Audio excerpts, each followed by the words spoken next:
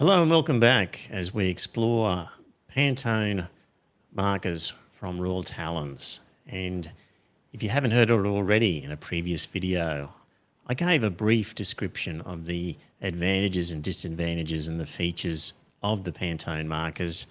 And I was talking about light fastness, and I mentioned also just how the pens react differently depending on the type of paper that's being used.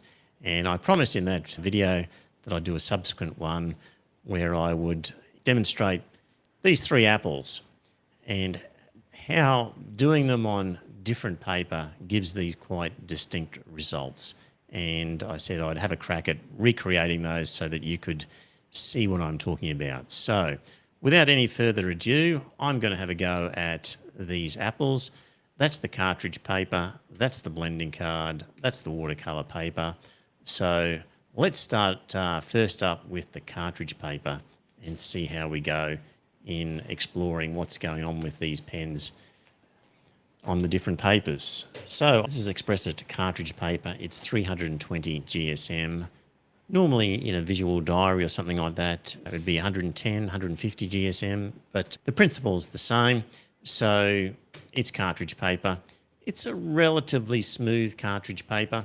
Let's see how we go. I'll just grab a pencil and make myself a brief outline so that I can get this apple's shape more or less correct. So it's one of the things my art teacher sort of did with me. So let's just assume it's an apple like that sort of comes up like that.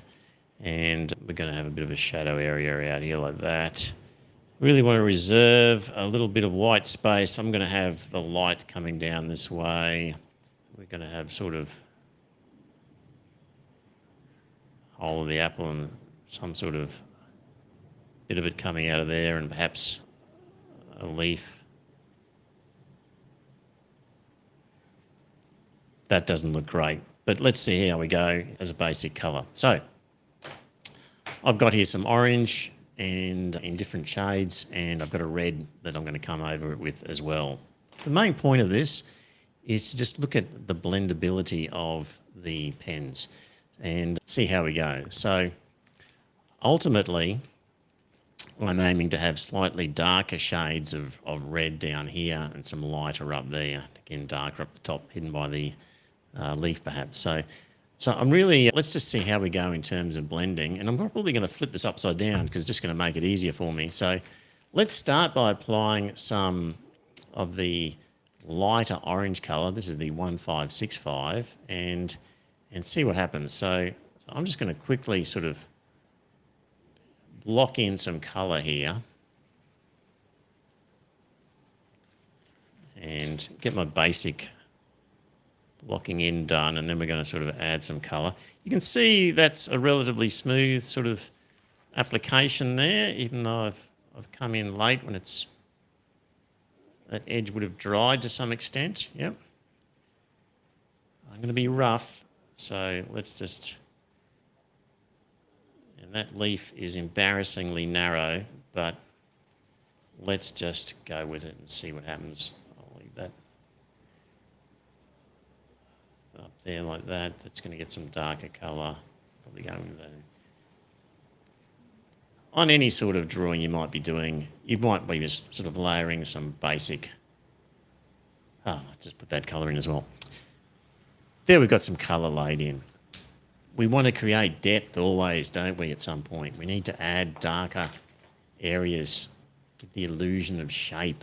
So this is a slightly darker version of the orange.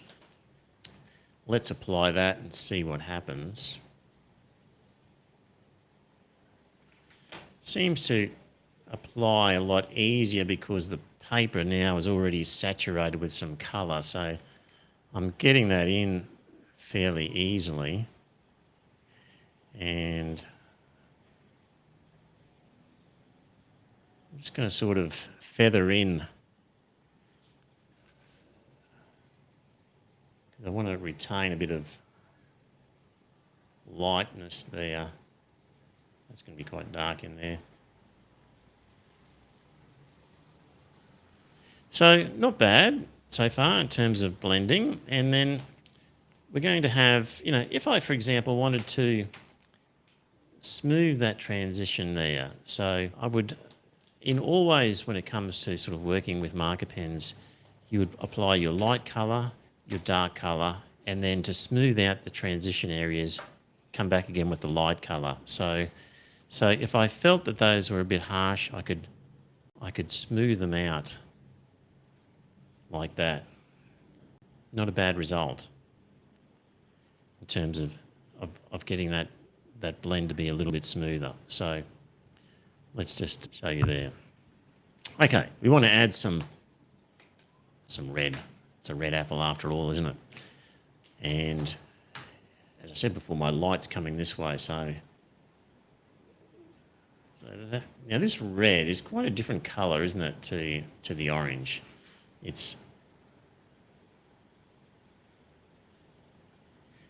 To make things easier, it's always a good idea to sort of feather out colour if you want to transition smoothly. See how that's sort of feathering out. If I come back now with one of these lighter colours, oops, let's just hit the floor, and do that same sort of feathering out, you can see it's not a bad transition, is it? Yep. So, yep, just holding that up to the light there for you. So,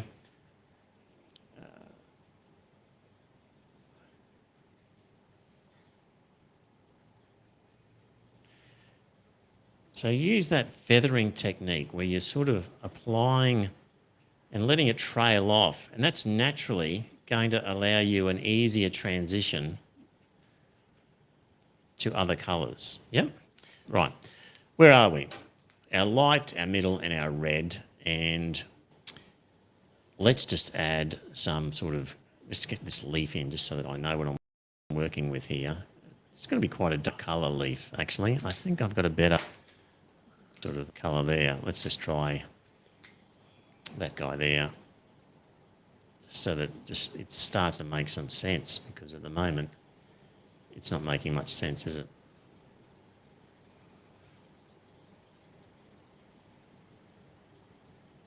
Yeah. And let's just put that in.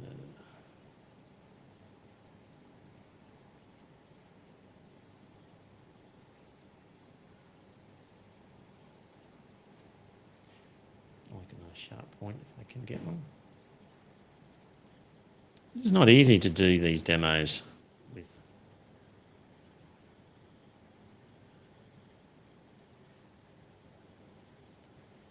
like that. And let's come back with this other colour. Let's fatten up this leaf a little bit.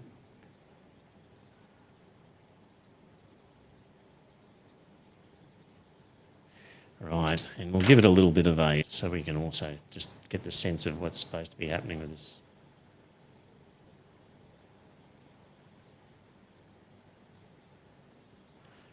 I'm going to come back with some other colours on that when that dries a little.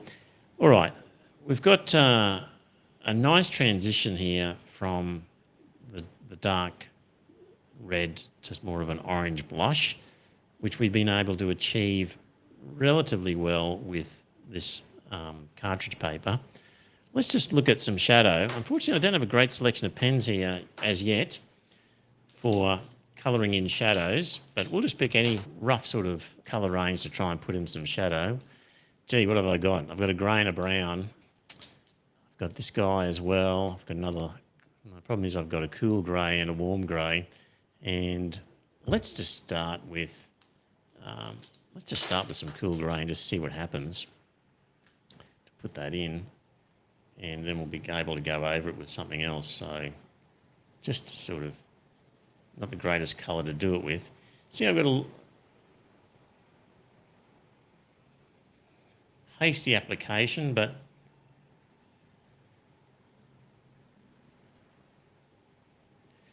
this will help as a demonstration of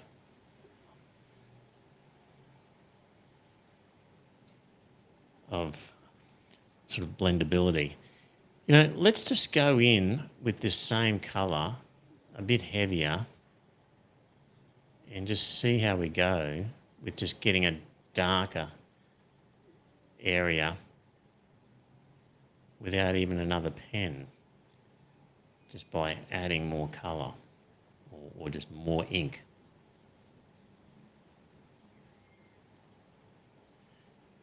And I really should take more time with these sorts of things. But if you're with me so far, you can see that we're getting quite an acceptable blend from the darker area to the more lighter area with our shadow here. So that's not bad. We could probably go over that. Let's see if we wanted to go over that red again and see if we can darken up this area down below even more with just the same colour. Let's see what happens on that. So I'm just going to sort of do that flicking.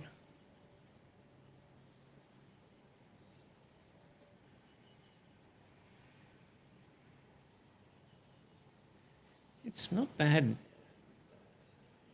It's not bad blending, really. It's getting a good result. So we've been able to darken that up. Nice subtle blend. Been able to darken the shadow. Nice subtle blend. Let's just, assuming, for example, inside our apple here is a sort of in shadowy sort of area. And I just don't want it to be as harsh as that. So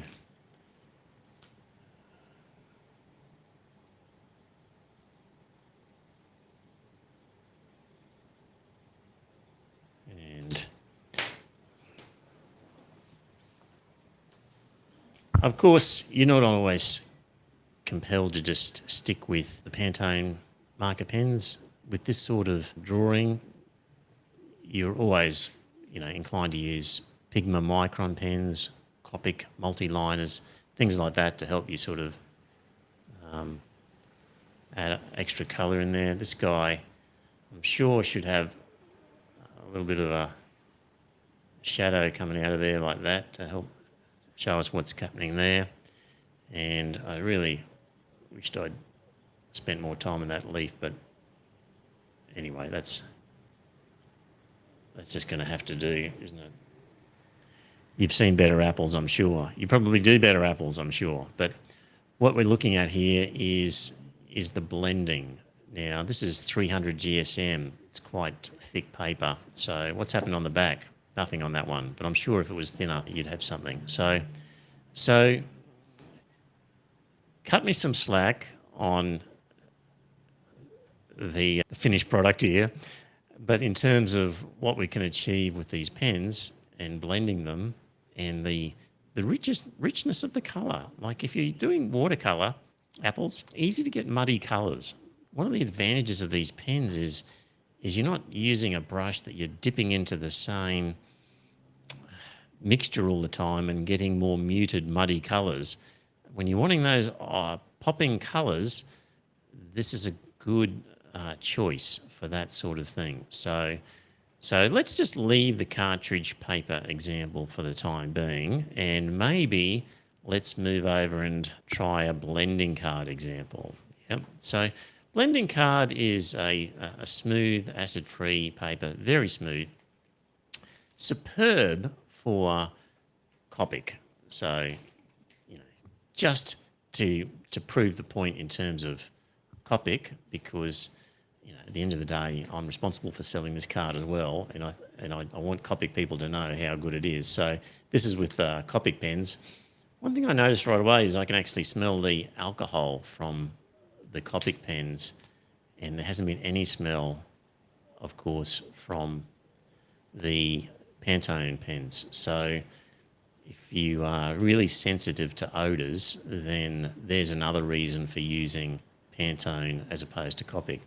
Really easy to get smooth, even blend with Copic on blending card. That's the paper to use for Copic.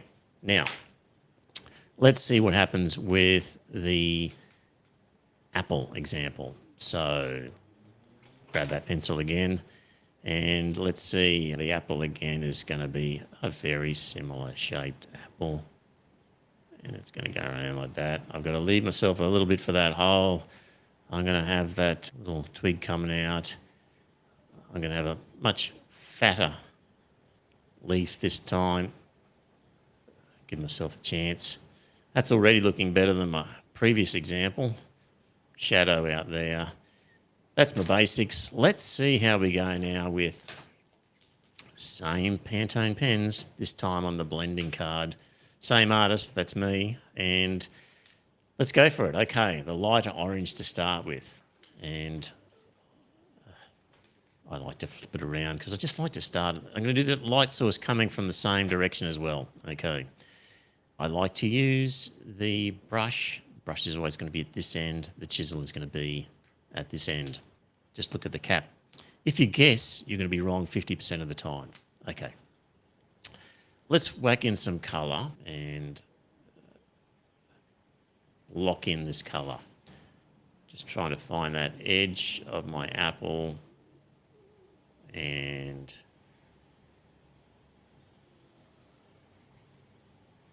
see how we go. It's always easier for me to turn the paper around. Other people may not need to. Just try and get a nice smooth edge there. Okay. This is my lightest colour in this. You can already see that as I come back to different areas,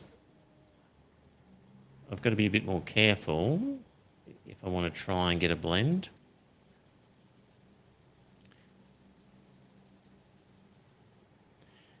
And let's really just colour in everything except where that leaf is going to be. And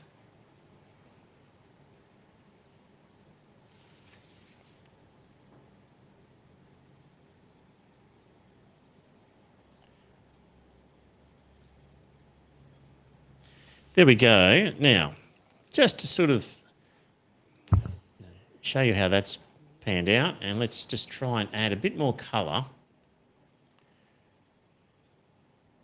of the same pen. Paper's already saturated, and that will smooth that out, as you can see. If things are looking streaky with marker pens, add more colour. Yep. And that's already smoothed that out. So a little bit more on that edge, and then I'll start with this darker colour. Okay. Much smoother result just by adding more colour. By the way, with blending card, almost certainly there'll be some starting to come through. Okay. That's our first orange. Let's find our darker one and start to add some of that. We won't put the darker colour all the way up there because we want to give the impression of depth. So I'm going to be a bit more particular. You'll see how I'm adding this extra colour, flicking it out. Yep.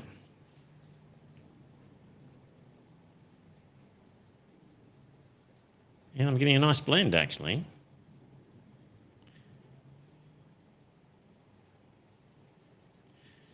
And let's just...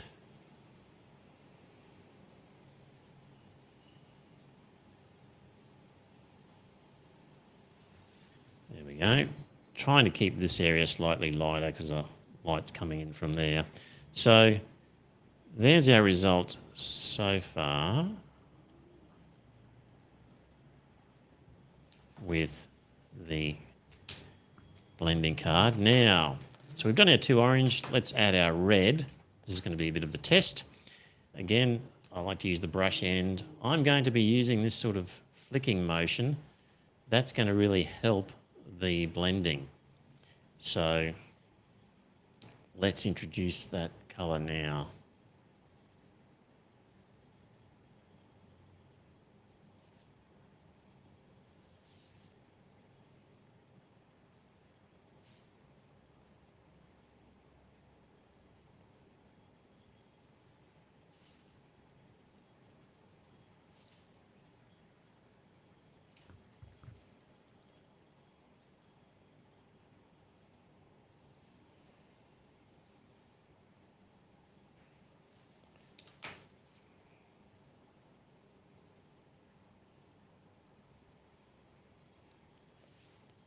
And let's see if we can smooth out now some of that transition.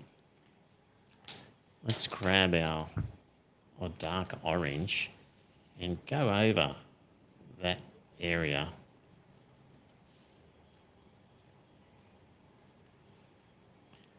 You could see that red was kind of sitting there still wet, which the orange has picked up.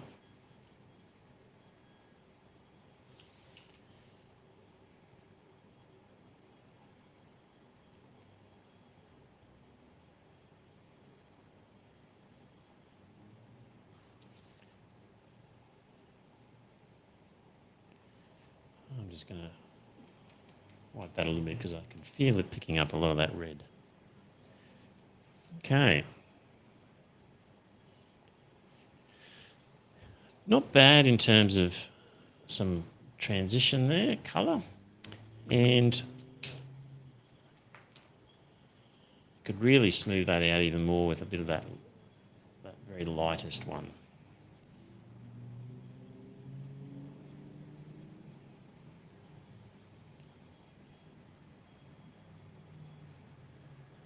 Not bad. So we'll just add a bit of the shadow and the leaf just to sort of give us some perspective on what we're doing here. And, we did have that sort of that darker area.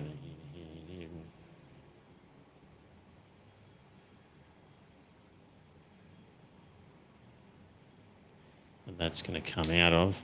Leaf didn't have the greatest options in terms of colours. That's the colour here. Let's make that our... I'll do the whole thing in it. And then the other side of the leaf roll.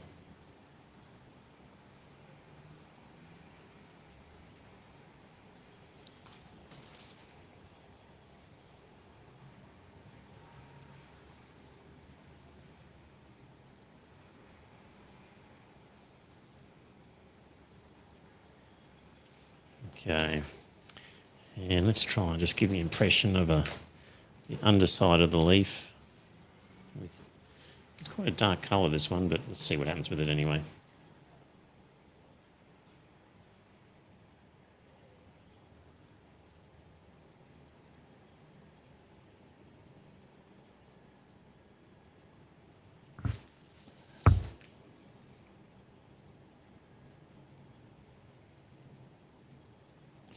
It'd be nice to get a little point here. There we go.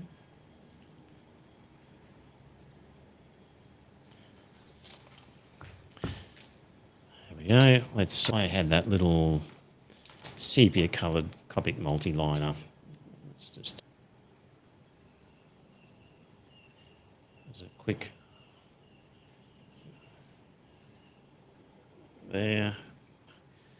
And just trying to get some shadow in there to indicate the depth of the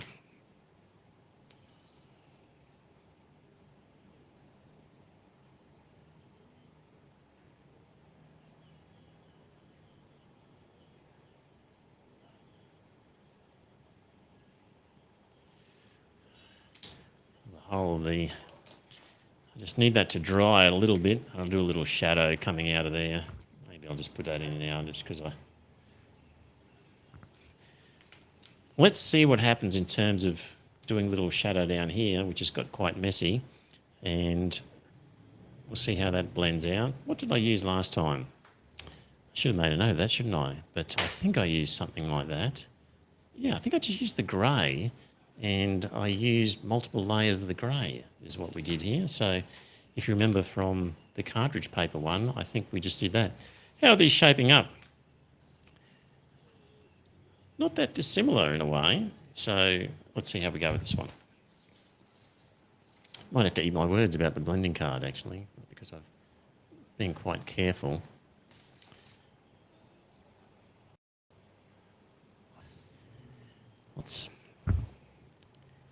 Let's add some shadow to this and just see what happens as we try and add more and more colour.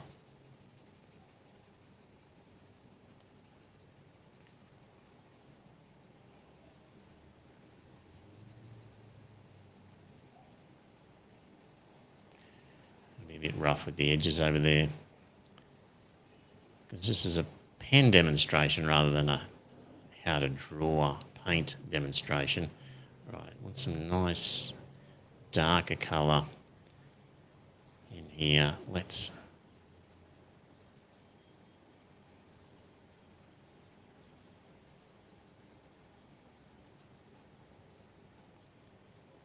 flick that out. That'll help it fade away gradually.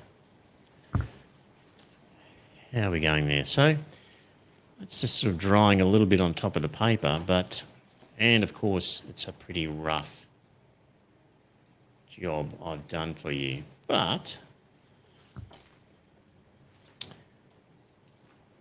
let's just see where we're at.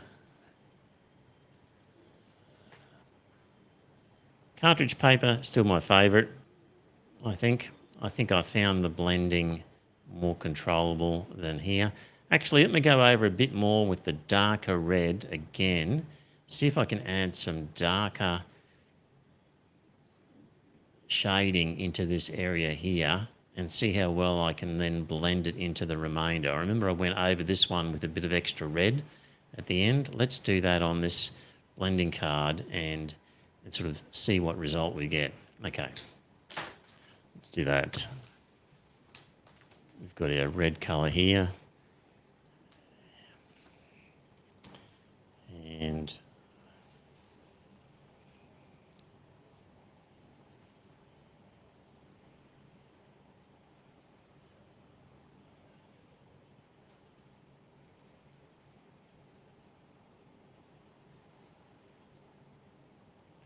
And then let's blend it out a bit. I'm going to use the really light orange that I had.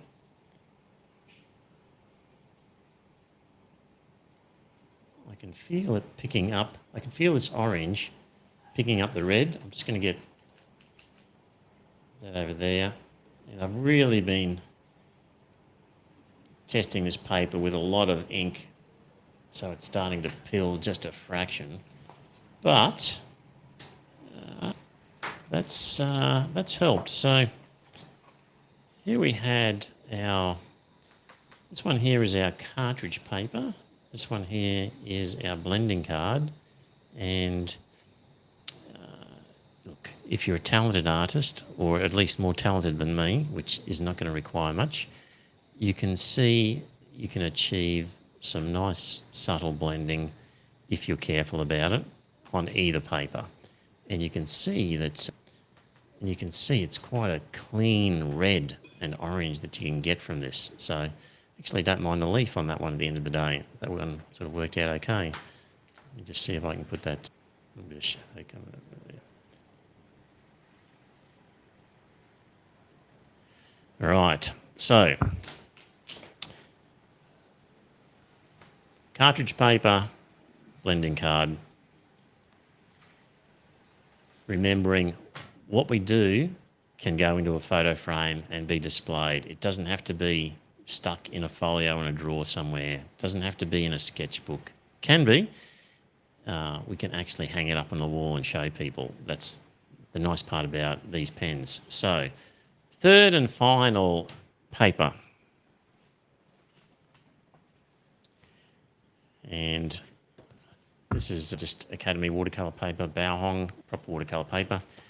Remember from my previous video, I grabbed some of the ink directly out of the bottle and played with it there. So not leaving myself much room for an apple, but we should have enough to do what we need to do. So let's just sneak an apple in over here, shall we? So we hopefully can get what we need to out of this. And shadow's going to go there, and we're going to, same deal, let's give ourselves a generous leaf. By the way, if you are doing this apple at home, that leaf is going to be casting shadow area on the apple here. Same with here. So really, overlay with something. Let me just see what that's going to look like. Yeah, overlay with some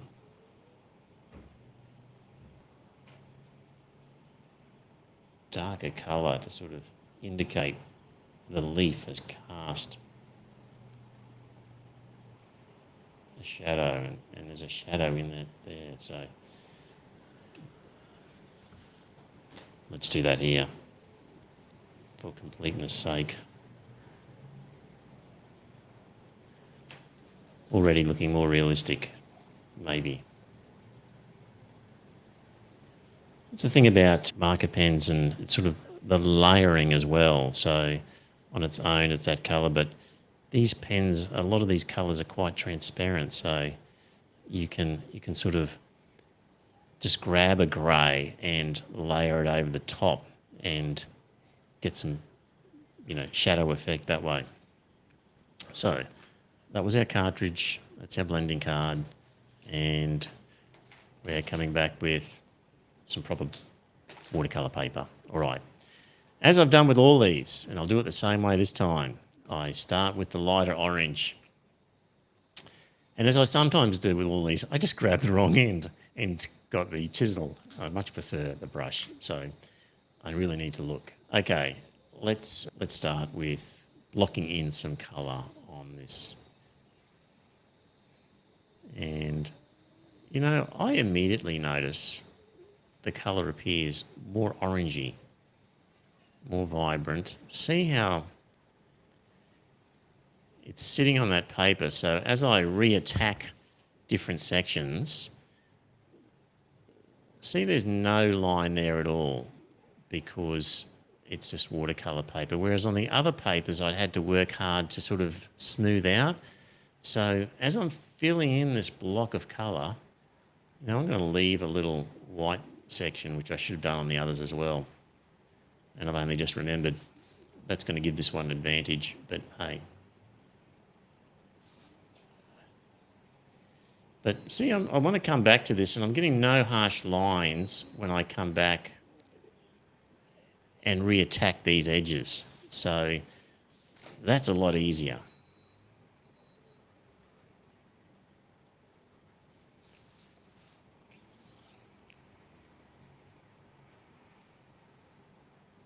Let's just colour all that in except for the leaf.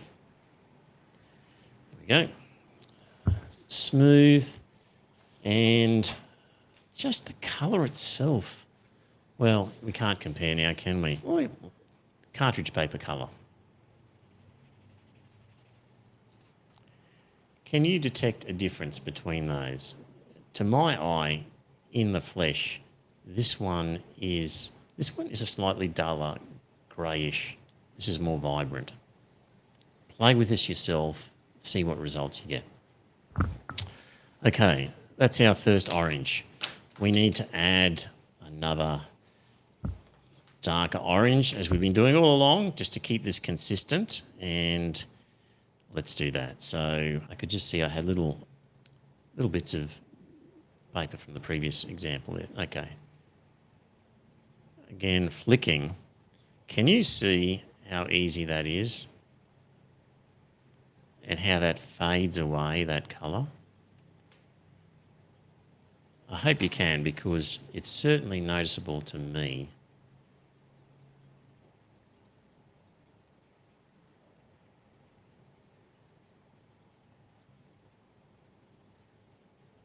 That with really effortless, it feels to me a very smooth transition. It feels like it's just sitting there on the paper, ready to make it easy. We've already done our light. We've done our dark orange. Let's add some red. And I've looked at the pen, made sure I get my brush tip. Okay. Let's, using the same technique we've been using all along. Add.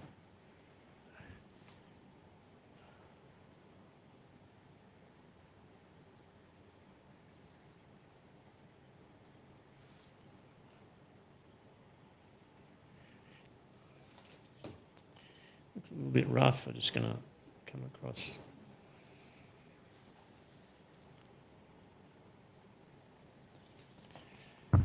Okay, let's just...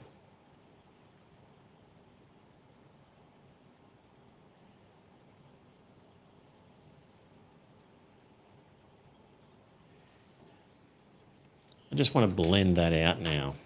I'm going to try with my slightly the darker of the orange. Come in.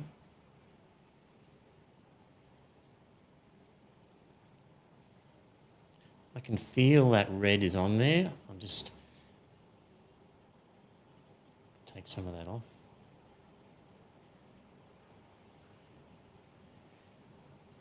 You can actually see the wetness on the paper. Let me see if you can see it there. So I can feel that colour is just sitting there, available to be lifted and moved across. So I know I'm actually getting a lot of red on there. So that's why I'm doing that. I'm going to grab my slightly lighter orange and just smooth that out.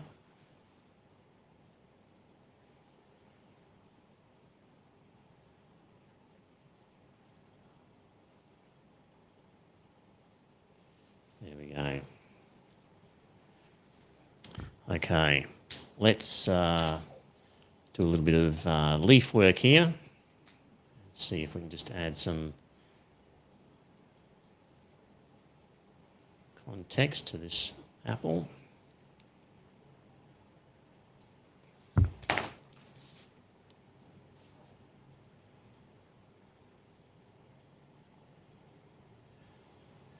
Again, I can see that that ink is sitting on top of that paper. If I hit it with a darker, let me just see if you can see, yeah, there we go. You can kind of see it's wet there. And I know if I hit it with the smallest amount of some other colour, there's colour already sitting there ready to mix. It's like a wet on wet feeling that I've got straight away there. And that will help me if I'm trying to indicate that hole in the apple, that depression in the apple, and it's all a bit wet. I would definitely wait if I was trying to do this properly.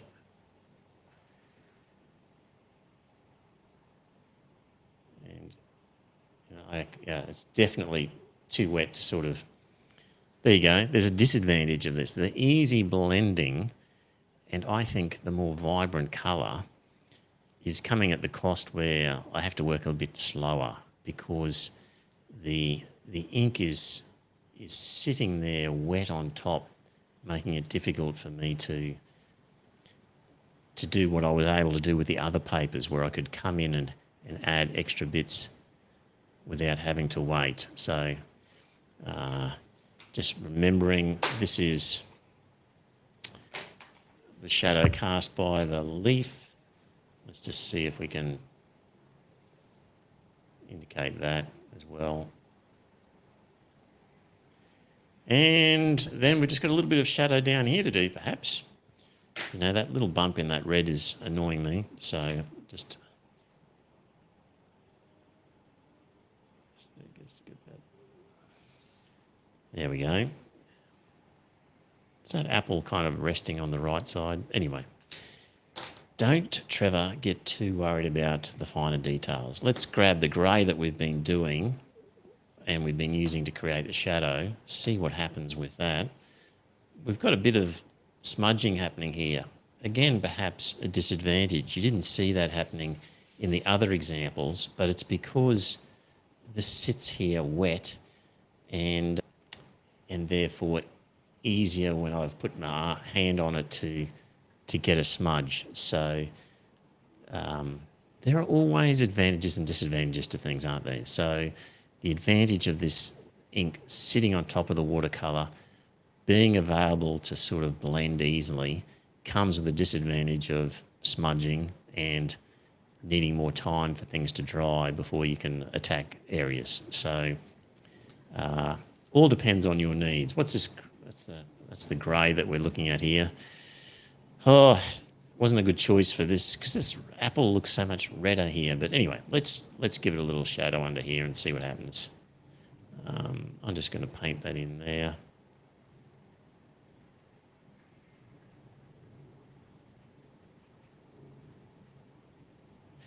And you know what I'm going to do this time? Because I can. I know I can. Grab my little paintbrush. I'll demonstrate. I could not have done this with the other papers, but I know I can do it with this one. And you can see that I can do that.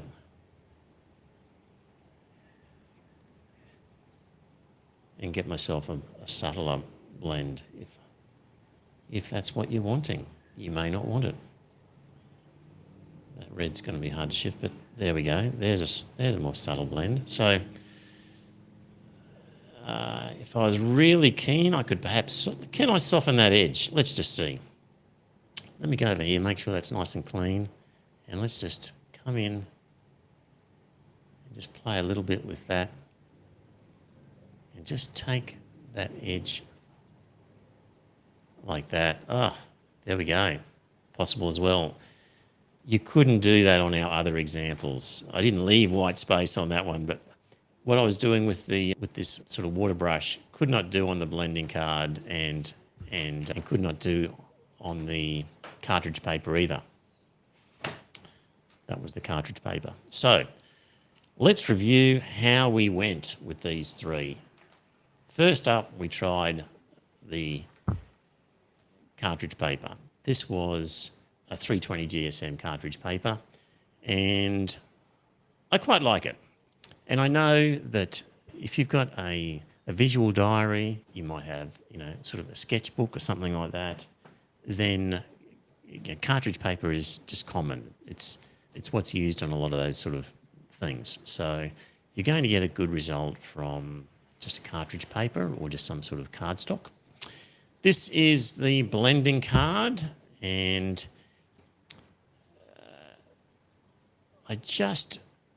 as much as I love blending card for Copic, actually the leaf came out really well, didn't it? Beautiful. And there's just a difficulty I feel with that compared to the cartridge. You can do it, and if you're not into blending, if you're wanting more definitive lines, use the blending card. But I put the cartridge slightly ahead. And then, let's just move those up so on the screen. And then, of course, we've got the watercolour example, which to me is my favourite. And really, it's up to you to sort of play around with this and see what you get from it. But just to sort of reiterate, the main advantages is you can do this. You can put in a photo frame, hang it up on a wall. Most markers you can't do that. It's going to be refillable, so you can grab these refills and refill your pen to make it much cheaper to use them over time.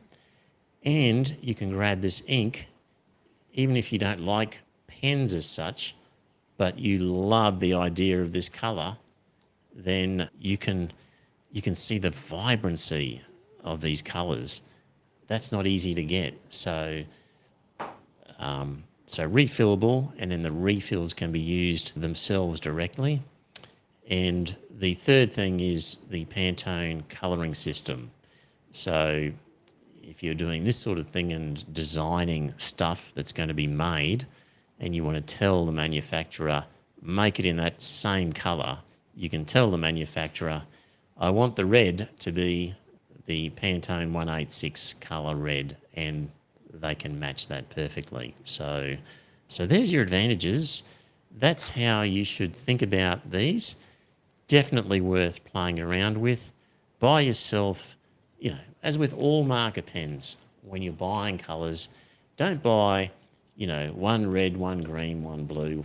You've got to buy two, a darker, a lighter shade of various colours, so you can do some blending, play around with it, and see how you go. So Thanks for listening. Thanks for tuning in. And we'll be back with another video. I'll talk to you then. Bye for now.